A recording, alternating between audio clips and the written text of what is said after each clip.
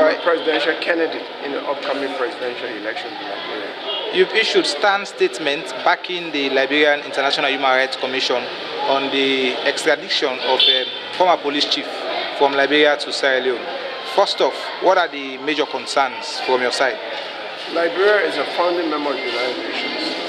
Liberia is the oldest independent republic in Africa and operates or should operate on the basis of the rule of law.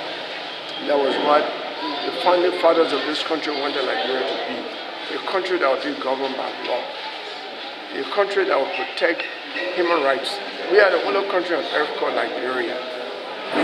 So this should be a land of liberty. It should actually be a paradise for human rights protection. That's why the Black Americans came from America, and during the liberation struggle, a lot of people from all over Africa, including Mandela, lived here. So Liberia should not be involved in violation of human rights that involve other people from around the world. This action taken, the recent action taken by the government of Liberia violates our international obligation under the Refugee Convention of 1951. There is optional protocol of 1967. We are not supposed to send anybody back to his country who comes here for refuge. We ourselves were taking refuge in other poor countries, in the past. Honor Doe, Honor Taylor, a lot of Liberians went to other poor countries, and those countries upheld their international obligation by keeping those Liberians in those countries. Because when you come here and you say that I have a well-funded fear of persecution, that when I go back I will be harmed, the Liberian government is under obligation to keep you here. What the government did violated even our own law.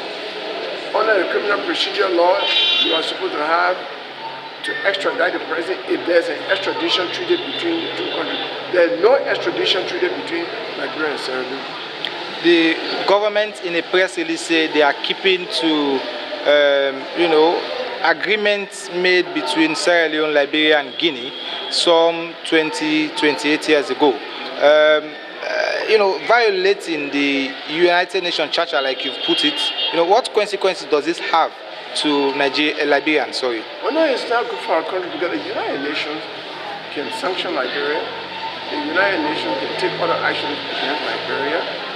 And so it is not good for Liberia. It's not good for the image of Liberia. It's not good for the standing of Liberia in the world as the oldest independent republic in Africa. Okay. So that the mutual is called the Mutual Defense and Non-Aggression Treaty among Liberia, Sierra Leone, and Guinea. Yeah. It was meant. Here is how it operates. If Guinea is attacked under that agreement, then Liberia and Sierra Leone should come to the defense of Guinea. If Liberia is attacked by another country, then Guinea and Sierra Leone should come to Liberia's defense. So mutual defense.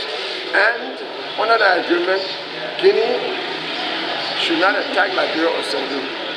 Liberia should not attack Sierra Leone or Guinea. There is nothing under that agreement that excuses Liberia to violate its international obligation. So convention. Where do you draw the line? Because an attack on the Sierra Leone government is equivocally an attack on the Liberia or the Guinean government by the non-aggression treaty. Right. So here is somebody being investigated with allegations of failing subversion of the government of Sierra Leone. Where do you draw the line? So that agreement does not go to internal conflict. All right? It does not go to internal conflict. So there is no excuse for Liberian violation. Otherwise, when the rebels came from Ivory Coast and attacked Liberia, from Guinea and attacked Liberia, or when the rebels Fude Sankara and others came from Liberia and attacked Sierra Leone would have said Liberia is in violation of the treaty. No, that treaty does not apply to what happened to the former police officer from Sierra Leone. Now that the subversion allegation is ongoing, and the former police chief Mohamed Yeti Toure has been handed over to the Sierra Leone government, do you think there is still remedy for a quick fix from the Liberian part? The mayor has already gone. There is nothing that the Liberian government can do. So because it's the Liberian government that willingly turned the mayor over without due process. Without due process, under the law, even if there's an extradition treaty between Liberia and any country, when you come, the foreign minister of Sierra Leone will have sent a letter to the foreign minister, a request to the foreign minister of Liberia, and the foreign minister of Liberia will have sent that request to the justice minister, and the justice minister will have then gone and arrested the man, taken him to court, to the magistrate court, and will have given access to due process. That was not done. What was done recently was arbitrary, illegal, unconstitutional, and in violation of Liberia's international obligation, was a violation of international human rights law. So by your knowledge, what was done? What was done was a violation.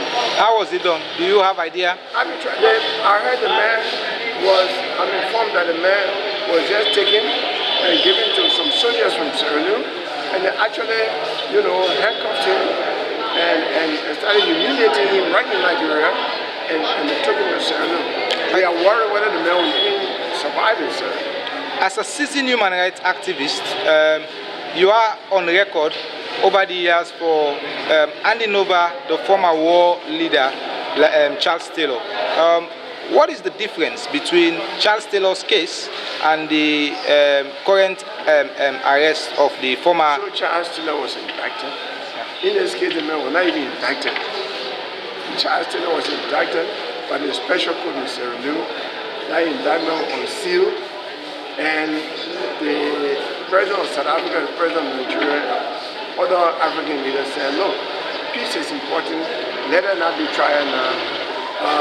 He was handed over to the Nigerian President Obasanjo, given refuge in Calabar, and he was told, the agreement was that after the election in Liberia, the Liberian government can request for him, and then there was a resolution that once he's set foot in Liberia, the Liberian government should turn him over to the United Nations. That's what the Liberian government did. And at the time you were Secretary General? I was the Solicitor General. Okay. And I represented the governor of Liberia at the airport to turn Taylor over to Were there criticisms of this kind during the handing over? No, there was not. Because there was an international agreement. This thing was done procedurally. Right. This one was even done in secret. By the time we heard that the Sierra Leonean former police chief had been arrested, he had already been sent to Sierra Leone. Right. Let's switch our interest now to your journey as a seasoned human rights activist and, of course, a legal representative in Liberia for almost 2 decades and more. I've learned. Let's talk around the political shift from human rights activism into politics. How did that dream come? Before I go to that, I want to call upon all the civil society activists in Sierra Leone not to keep quiet on this, not to support their government in this conspiratorial venture between President Marabio and President Weah, so that they can illegally protect each other's regime and violate the rights of their citizens respectively. Because what has happened now is that by President Weah turning this man over to Marabio, it means that all of us politicians, political activists here, if our government accuses us of treason or anything and we run to Sierra Leone, which is the place that we want to fight, simply because it's an English-speaking country, we don't run to Guinea or Ivory Coast fast, that Marabio will turn us over to President Weah and our rights will be violated.